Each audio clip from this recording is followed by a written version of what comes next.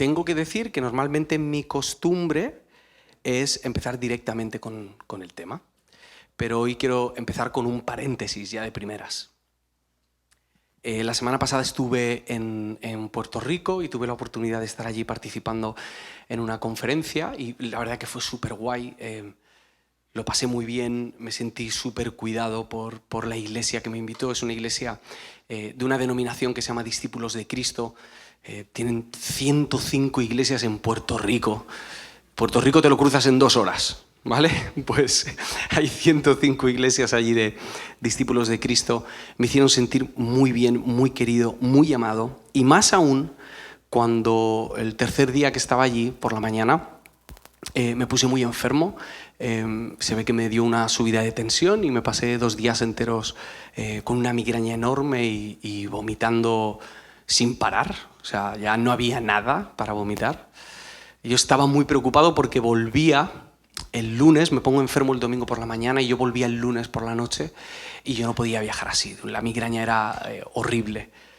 Y me llevaron al médico. Me cuidaron lo que no os podéis imaginar. Me llevan al médico, llego al médico y le cuento lo que me pasa, me toma la tensión, el médico me dice que cuántos años tengo. Cuando te hacen esa pregunta, mal vas. Y bueno, le cuento la situación, me inyecta algo que casi hizo efecto inmediato, me quitó las náuseas, la migraña fue bajando, pero yo seguía súper preocupado por el viaje. Yo 9 horas en ese avión y me da una migraña de estas. Yo me imaginaba vomitando en el baño de un avión y me daba ganas de vomitar de imaginármelo. Y con toda esa preocupación me dice el doctor, dice, ¿cuándo vuelves a España? Y le digo, hoy. Y me dice, ¿a qué hora? Digo, a las 9:20. Me dice, bueno, pues tranquilo porque yo voy en el mismo vuelo contigo. Y venía a España y me dio una medicación por si yo me ponía enfermo en el avión, pues poder inyectármelo en el avión. Así que me sentí súper cuidado por el Señor en estos días. Y es algo que no me parecía cualquier cosa. Me parece que este tipo de cosas son dignas de ser contadas.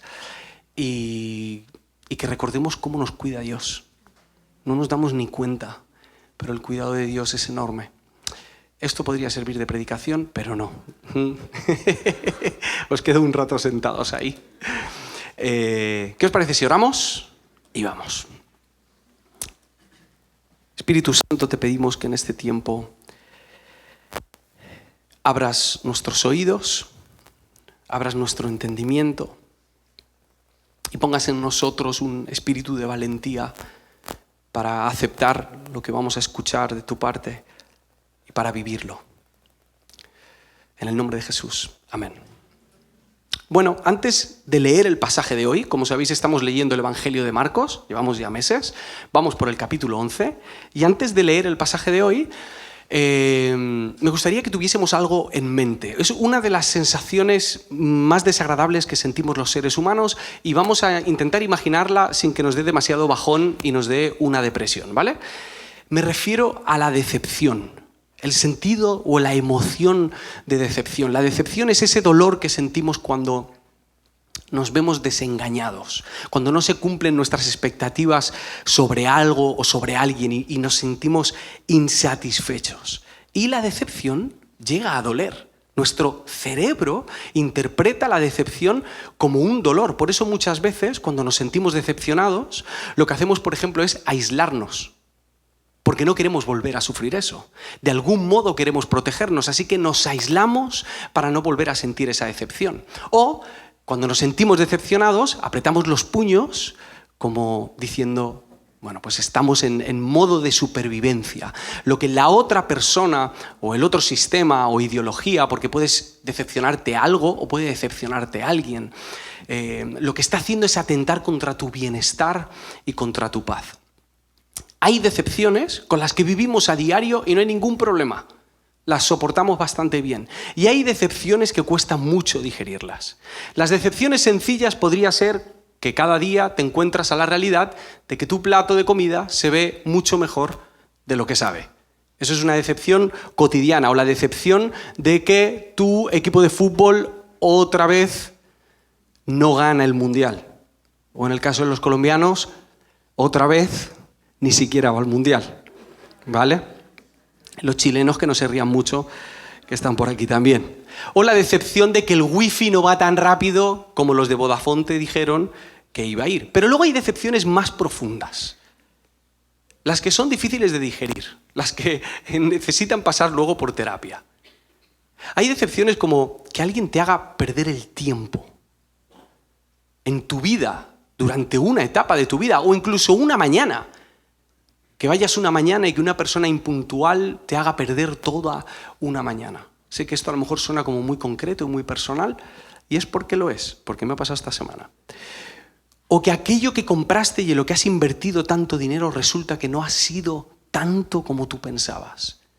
O la decepción contigo mismo porque una vez más has tomado la misma mala decisión. O la decisión con tu esposo o con tu esposa porque tú nunca en tu vida imaginaste que te iba a hablar de ese modo. Y te sientes decepcionado. En algunos casos la decepción, cuando tiene rostro, en ese momento se empieza a confundir con la traición. Y empieza a doler todavía más. Y se puede complicar más. Cuando mezclamos la decepción con la religión, es peor. Una cosa es que te decepcione una película mediocre. Y otra cosa es que te decepcione algo en lo que tú has puesto tu fe. Cuando te decepciona tu religión o cuando te decepciona tu iglesia. Ese dolor es muy profundo porque lo que está en juego no es tu entretenimiento. Lo que está en juego es algo mucho más visceral, es mucho más humano y a la vez es mucho más espiritual. Es aquello en lo que tú estás poniendo tu fe. O sea, todo tu sistema de creencias se basa en esa fe, en esa doctrina, en esa moral, en esa ética, en esas ideas, y de repente ves que eso se cae y te decepciona y tu mundo se viene abajo. Ya no sabes qué hacer. ¿Cómo respondes? Es como si te quedases sin nada de repente. En algo tan íntimo y tan profundo como el hecho de pensar en tu vida después de la muerte o en tu relación con Dios diaria. Por eso muchas personas que se sienten decepcionadas con la fe o con la iglesia o con personas cristianas se acaban alejando de Dios. Y muchos de ellos incluso se vuelven enemigos de esos creyentes, porque la decepción llega a doler mucho. Y probablemente todos los que estamos aquí alguna vez nos hemos sentido decepcionados o por la fe, o por nuestra doctrina, o por nuestras iglesias, como institución o como individuos, personas que en el nombre de Dios y siendo creyentes nos han decepcionado y hemos sentido dolor. ¿Quién tiene la culpa de esa decepción? Porque como seres humanos necesitamos buscar culpables, ¿no? ¿Quién tiene la culpa de esa decepción? Bueno, pues depende. Si me has decepcionado tú, la culpa la tienes tú, y si te he decepcionado yo, pues la culpa también la tienes tú por haberte hecho expectativas falsas conmigo. Ese es un poco nuestro cálculo, ¿no? O sea, la culpa de nuestra decepción siempre la tiene la otra persona, pero en realidad todo esto es muchísimo más complejo. Sobre todo cuando hablamos de religión o de iglesia o de fe. ¿De quién depende la decepción? ¿Del que no cumple o del que pone las expectativas demasiado altas? Y me vienen otras preguntas. ¿La iglesia se puede permitir el lujo de seguir decepcionando a la gente? ¿A quién decepcionamos? ¿Cuáles son las repercusiones cuando una iglesia decepciona a una persona o a un grupo de personas? ¿Cómo lidiamos nosotros cuando nos sentimos decepcionados por la iglesia? Y sobre todo, ¿qué piensa Jesús de una iglesia o de una fe o de una comunidad que decepciona constantemente a otras personas? Y con esto en mente, vamos a leer el pasaje de hoy. El pasaje de hoy nos va a mostrar la decepción de Jesús. Y lo vamos a leer en 3 partes. Esto es algo que hemos hablado en otro momento. Una costumbre que tenía Marcos a la hora de escribir el Evangelio es que de vez en cuando hacía algo que los estudiosos llaman sándwich marquiano. ¿Qué quiere decir eso? Que saca un tema tema A, luego desarrolla el tema B y luego vuelve al tema A. Y queda todo envuelto bajo una misma temática, una misma idea que nos ayuda a comprender, y lo que está haciendo Marcos, nunca mejor dicho, es enmarcar un pasaje para que podamos entenderlo lo mejor posible. Así que vamos a ir poco a poco, vamos a leer un bloque, voy a comentaros algo, después el siguiente bloque comento algo y haremos lo mismo con el último. Capítulo 11, versículo 12. ¿Alguien recuerda hace 2 semanas qué fue lo último que leímos? ¿Alguien lo recuerda? ¿Qué ocurrió antes de esto? La entrada triunfal. Gracias, Merche. La entrada triunfal. Y justo después de esto, no sé si lo recordáis, pero cuando termina la entrada triunfal, el último versículo dice que que Jesús fue al templo, vio lo que pasaba en el templo y se fue a su casa. Pero fue al templo. Lo que pasa es que no eran las horas para hacer lo que iba a pasar ahora. Primero vamos con el versículo 12. Al día siguiente, cuando salieron de Betania, Jesús sintió hambre. Al ver de lejos una higuera muy frondosa, se acercó a ella a ver si tenía fruto, pero encontró únicamente hojas, porque aún no era el tiempo de los higos. Entonces Jesús exclamó de forma que sus discípulos lo oyeran: «Que nunca jamás coma nadie fruto de ti». Esta es una escena extraña en la que el enfado de Jesús nos puede parecer desproporcionado, que por llegar a una higuera y que no haya fruto, maldiga la higuera y le diga que nadie coma más de ella, ¿no? Es un poco raro, sobre todo teniendo en cuenta que Jesús es la misma persona que estuvo 40 días sin comer y ahora parece incapaz de saltarse el desayuno. Hoy se lo decía a Sofía por la mañana y me dice: Sofía, papá, es que el desayuno es la comida más importante del día. Digo, bueno, podría ser el motivo por el que Jesús se enfadó, pero hay algo más ahí. Jesús está mostrándole a sus discípulos la decepción que él siente al ver desde lejos que esa higuera parece que tiene frutos, pero al llegar no tiene frutos. Así que lo que dice Jesús y lo que hace Jesús en ese momento es mucho más que referirse a la higuera físicamente. Está siendo casi como una enseñanza, una parábola viva, en la que este árbol es mucho más que un árbol. Es la excusa física, es una imagen viva para contarles algo más. ¿Qué es ese más? Bueno, pues por un lado, la higuera es una de las imágenes habituales que se utilizan a lo largo de las Escrituras para referirse al pueblo de Israel. Es una de las metáforas comunes en el vocabulario para entender que el pueblo de Israel era como una higuera. En otras ocasiones también se dice como una vid. Os quiero leer uno de los varios pasajes que hay así. Está en Oseas 9, versículo 10, os lo leo. Dice: «Oh Israel, cuando te encontré por primera vez fue como encontrar uvas frescas en el desierto. Cuando vi a tus antepasados fue como ver los primeros higos maduros de la temporada». Así que por un lado tenemos esta idea de que Israel o los higos, o la higuera, representa al pueblo de Israel. Pero hay otra idea. Y es que esta palabra, higos, en hebreo es tanim, y esta es la misma palabra que se utilizaba en la literatura rabínica, la literatura de los sabios de Israel, de los maestros de Israel. Es la misma palabra que utilizaban para referirse a los maestros y a los sabios. Para ellos un sabio era un higo o una higuera. Era alguien que alimentaba con la palabra a los demás. Así que estas palabras de Jesús no iban dirigidas a la higuera. La higuera era la excusa, la higuera era la enseñanza. Pero en realidad Jesús se está refiriendo a un pueblo que no está dando lo que se espera de él y a unos maestros que deberían estar dando alimento a los demás, pero no lo están haciendo. ¿Sabes?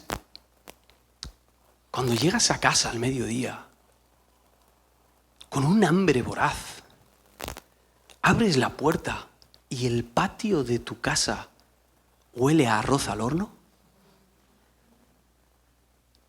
y subes a tu casa y en tu casa hay patatas asadas con verduras.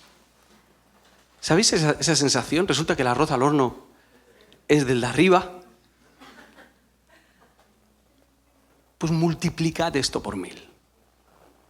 Esa hambre con la que venía la gente para ser saciada, pero que en realidad solo les trae decepción. Y Jesús está muy decepcionado. Y por eso pasa lo que pasa ahora.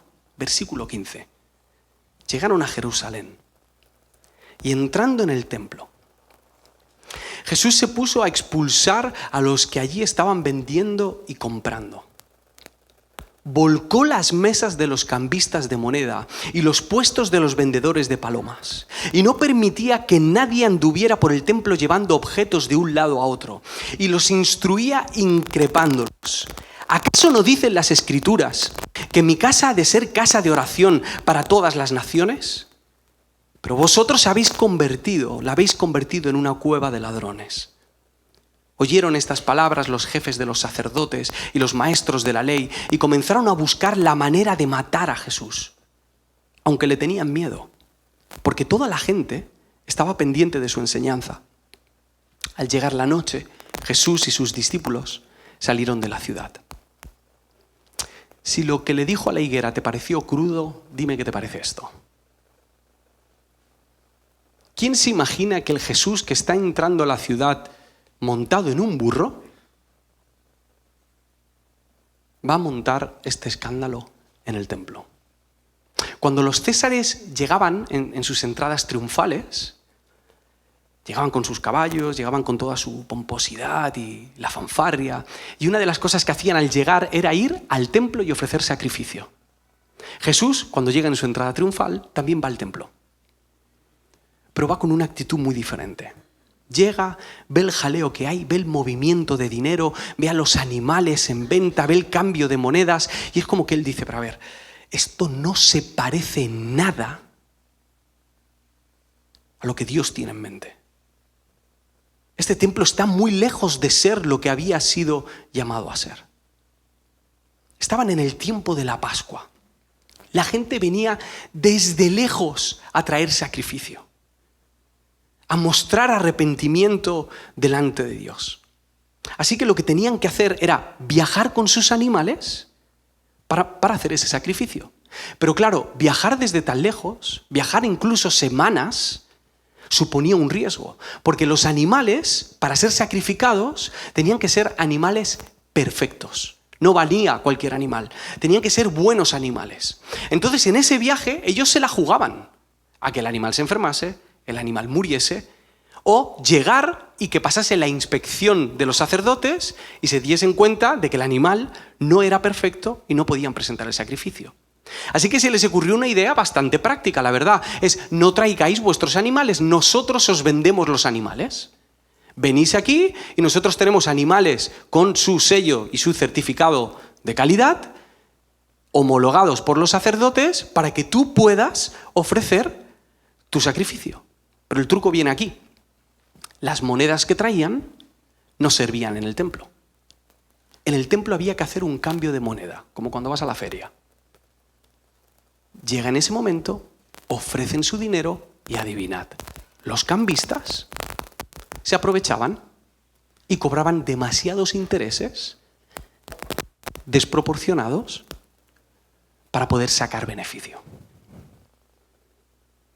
Era un negocio que estaba traficando con algo tan divino y tan humano, con algo tan trascendente como pedirle perdón a Dios.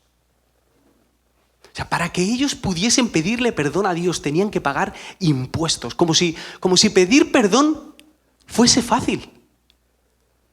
Como si ir a arrepentirte ya fuese una cosa que a todos nos sale de manera natural. No, es que encima que tienes que hacer ese examen e ir delante de Dios y reconocer que Él es santo y que tú no lo eres y que tienes que pedirle perdón y recibir ese amor de Dios, encima que tienes que hacer eso, vas a tener que hacerlo pagando. Y pagando mucho. Pero todavía hay más. Estas mesas de los cambistas, todo este negocio, estaba montado en un espacio físico muy grande que era el patio de los gentiles. ¿Qué quiere decir eso? Que esa zona enorme era la zona en la que los extranjeros aquellos que no pertenecían al pueblo de Israel, pero que habían reconocido que Jehová era su Señor, iban y presentaban su sacrificio. Pero ya no tenían zona para hacer eso. Los extranjeros estaban excluidos, ese sitio ya no era para ellos. Ellos ya no podían ofrendar, ellos ya no podían sacrificar, ellos ya no podían arrepentirse y pedir perdón. Y esa fe y ese pueblo que debía ser una higuera que refugiase a estas personas, se había convertido en un lugar para robar. Su pueblo, sus líderes religiosos, algo tan sagrado como presentar sacrificio a Dios, se había corrompido a un nivel inimaginable. ¡Qué decepción! Así que Jesús no puede con esto y vuelca las mesas de los cambistas. Y se oían las monedas caer. Hay otros evangelios que dicen que estaba con un látigo y que interrumpía a la gente para que nadie llevase nada de un sitio a otro, ni animales, ni utensilios, ni nada. Quería que todo el mundo le escuchase. Y en ese momento Jesús dice: ¿acaso no dicen las Escrituras que mi casa ha de ser una casa de oración para todas las naciones? Pero vosotros la habéis convertido en una cueva de ladrones. Fijaos en la estrategia de Jesús. Jesús no para a los gentiles. Jesús no para a las personas que están presentando sacrificio. Ni siquiera para a los sacerdotes.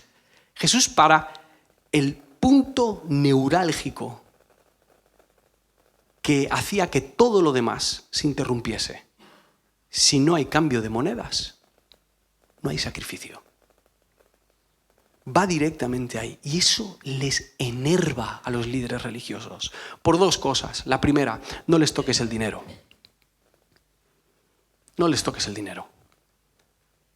Yo sé que muchas veces queremos espiritualizar. O sea, la muerte de Jesús tiene un peso espiritual, pero que se refleja muchas veces en cosas tan cotidianas como el amor al dinero. Eso fue lo que hizo que la gente dijese: a ver, yo puedo soportar que este hombre venga y cuente cosas raras. Yo puedo soportar que este hombre haga milagros que nadie puede explicar. Pero lo que no voy a soportar es que toquen mi bolsillo. Este es mi negocio.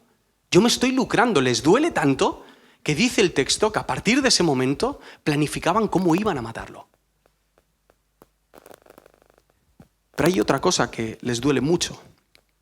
Y es que Jesús no les está diciendo una frase aleatoria.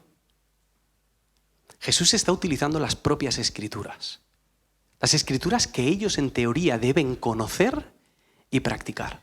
Y está haciendo un remix entre un pasaje de Isaías y un pasaje de Jeremías. Y quiero leeros el de Isaías. Isaías 56, versículos 6 y 7 dice esto: y a los hijos de los extranjeros que sigan a Jehová para servirle y que amen el nombre de Jehová para ser sus siervos, a todos los que guarden el día de reposo para no profanarlo y abracen mi pacto, yo los llevaré a mi santo monte y yo los recrearé en mi casa de oración. Sus holocaustos y sus sacrificios serán aceptos sobre mi altar, porque mi casa será llamada casa de oración para todos los pueblos. La referencia que Jesús está dándoles les está llegando directamente a la yugular. Su casa debía ser una casa de oración, pero era una oficina de corruptos. Debía ser para todas las naciones, pero seguía siendo una fe que tenía fronteras, que traficaba con el anhelo de la gente de ser perdonados, de arrepentirse, especialmente de los extranjeros, de los que venían de lejos. De aquellos que veían la higuera desde lejos, que veían a Israel desde lejos, que veían el templo desde lejos y decían: ahí está lo que yo necesito. Y llegaban y se encontraban con lo que se encontraban. Al leer este pasaje, creo que nos podemos sentir interpelados de diferentes maneras. Y me gustaría animaros a que descartéis una de estas maneras, ¿vale? Una manera que no es recomendable, es leer este pasaje y pensar que este pasaje habla de los demás.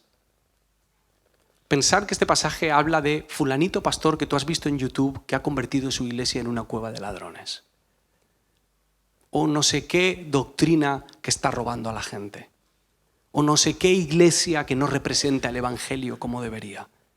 Creo que no vamos a sacar nada de provecho si esa es nuestra actitud al leer el pasaje. Creo que ganamos mucho más si miramos hacia adentro. Si nos preguntamos si a nosotros nos está pasando lo mismo.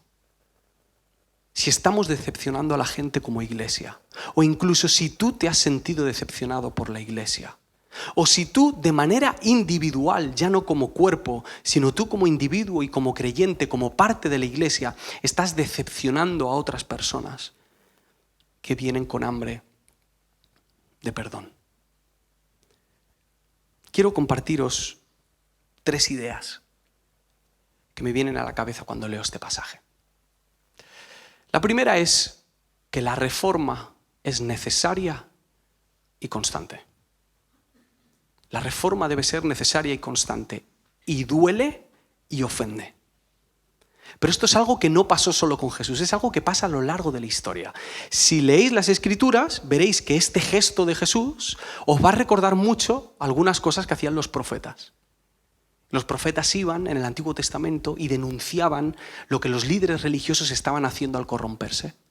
Lo vemos también en Jesús y lo vemos también en sus discípulos. Los vemos en algunas cartas de Pablo cuando confronta a la iglesia porque están decepcionando la fe y no están viviendo conforme a la vocación de su llamado.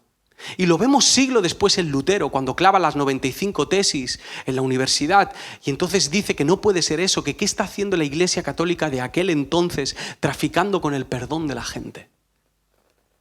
Y esa misma actitud de reforma la necesitamos nosotros, no por algo en particular. La iglesia no tiene que caer en una crisis en particular, no tiene que entrar en un fallo moral para que entonces todos entremos en una reforma. Debe ser nuestra actitud constante, revisar si nuestra manera de vivir como iglesia está abriendo las puertas a los que vienen de lejos, buscando arrepentimiento o al revés, si se está cerrando herméticamente. Esos actos provocativos y proféticos de Jesús siguen siendo necesarios. Y tenemos que entender y tenemos que aceptar que la construcción del reino de Jesús empieza sobre las ruinas de nuestro propio reino. Si nuestro reino no es derribado, el suyo no va a ser construido en nuestra vida. Otra idea que me viene a la cabeza es que sería muy bueno que admitiésemos lo que somos. Y permitidme que os lo diga con claridad. Somos una iglesia decepcionante. La iglesia del Señor sigue decepcionando. Sigue siendo así. Seguimos poniendo fronteras. Seguimos haciendo daño a otras personas por errores, a veces sin querer, a veces por tradición, a veces por traición, pero que siguen causando dolor a la gente. Necesitamos mirarnos en el espejo y admitir, y no me refiero solo a la iglesia de Cristo en general en el mundo, sino a nosotros mismos como parroquia, que la iglesia ha sido una cueva de ladrones. Quiero aclarar esto. Porque cuando pensamos en cueva de ladrones, pensamos automáticamente en el lugar en el que económicamente nos lucramos. Pero esto va mucho más allá. La cueva de ladrones no es donde los ladrones robaban. La cueva de ladrones es donde los ladrones se esconden. Y la iglesia muchas veces se ha convertido en un sitio en el que los ladrones o los adictos, o los que tienen problemas de ira, o los que no saben manejar su economía, o los que no saben hablar bien a sus hijos, venimos y nos escondemos. Y la comunidad de Cristo no es un sitio para que tú te escondas, es un sitio para que tú te muestres tal y como eres. Cuando nos ponemos la máscara de la religiosidad, estamos impidiendo ser lo que somos hoy. pero también estamos impidiendo ser lo que estamos llamados a ser mañana.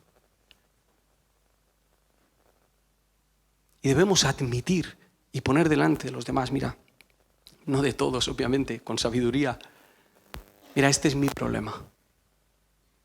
Yo no he venido aquí a esconderme, yo he venido aquí a ser descubierto y a ser transformado. Pero también es bueno que admitamos lo que somos en Cristo. Porque la iglesia en Cristo, la iglesia que Dios imagina, la iglesia con la que Dios está tratando, la iglesia que Él ve en el futuro, no es una iglesia decepcionante. Es una iglesia que está siendo transformada. Es una iglesia que es luz. Es una iglesia que es verdad. Es una iglesia que se acerca a los necesitados y es esperanza para cada uno de ellos. Es una columna en medio de un mundo que está en medio de tormentas y que se mantiene firme confiando en su Jesús y siendo transformada para llegar a ser la esposa que Jesús va a venir a recoger un día. Y tenemos que ser conscientes de esta paradoja. ¿Somos decepcionantes? Sí. Pero lo que Jesús tiene en mente para nosotros es glorioso.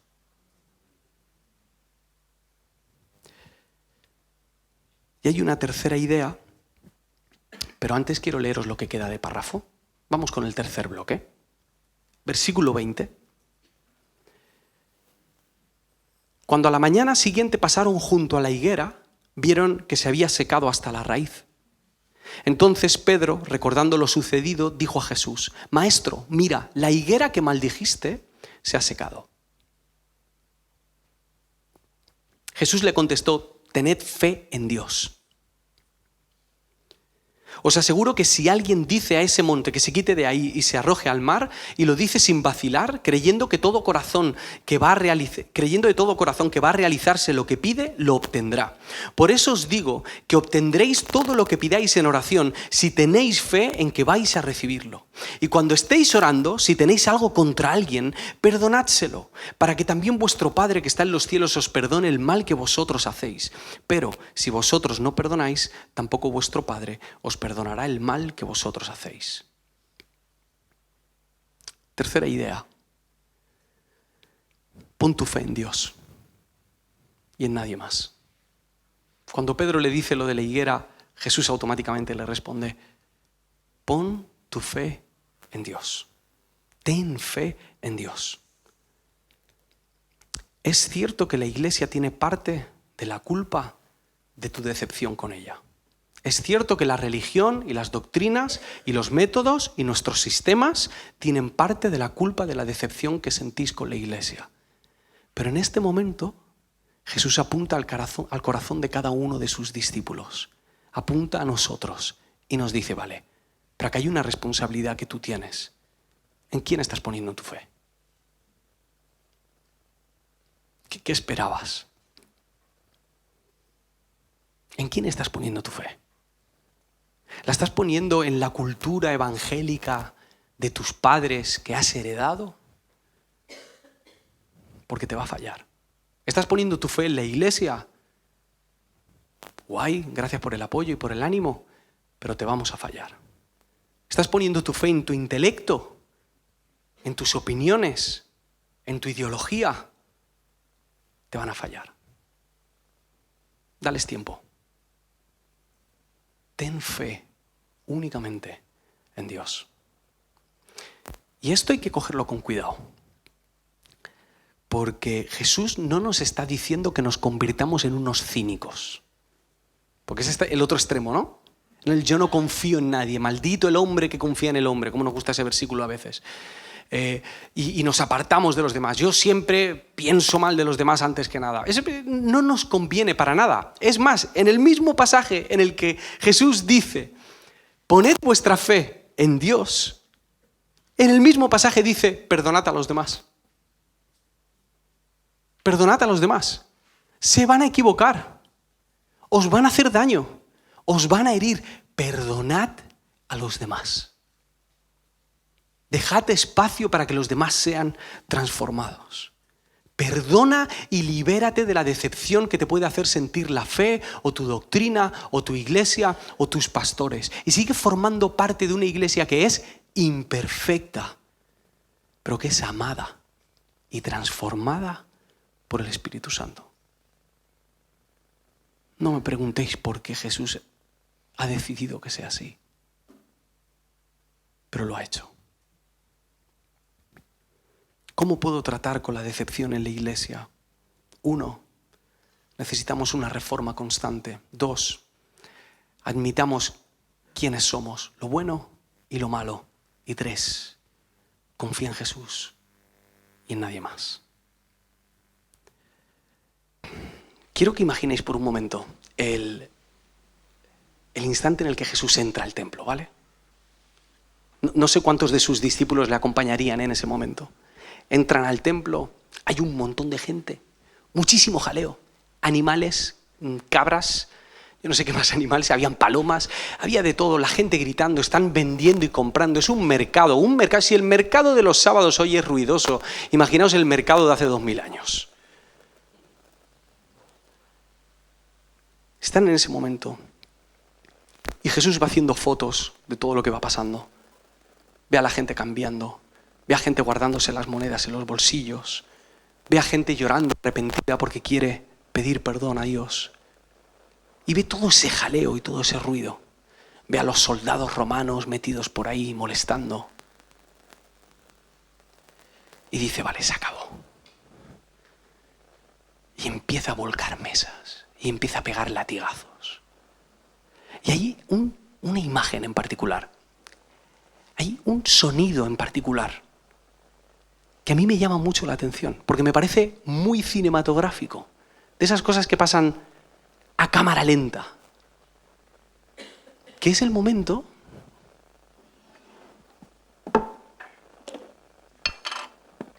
en el que se caen las monedas. El momento en el que vuelca la mesa y todas esas monedas empiezan a volar y la gente se empieza a desesperar. Porque ya no saben si le van a dar la moneda que espera, porque no sabe si otro va a llegar y se la va a llevar. Y me gustaría que nos fuésemos con ese sonido a casa. Así que os voy a pedir que hagáis silencio y que escuchemos.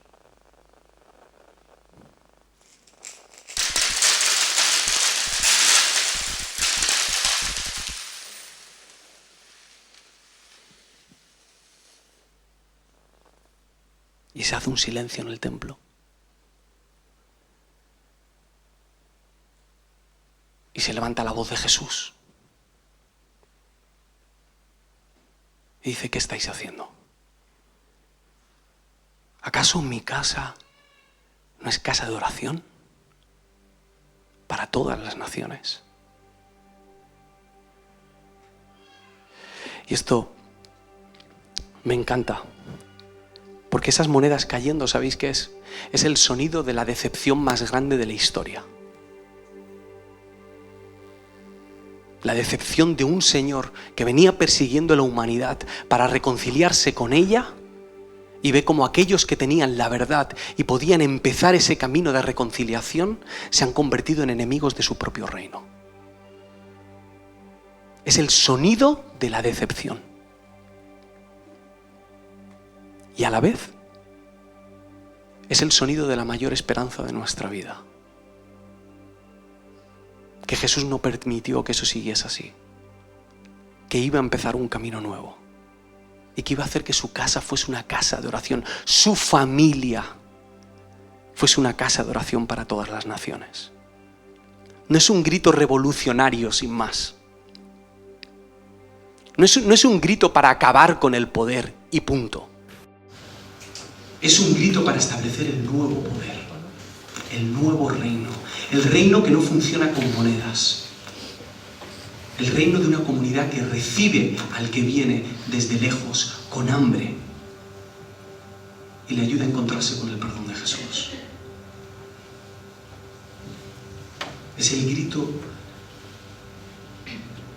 de Dios encarnado, luchando para que tú y yo podamos volver a orar y hablar con nuestro Padre.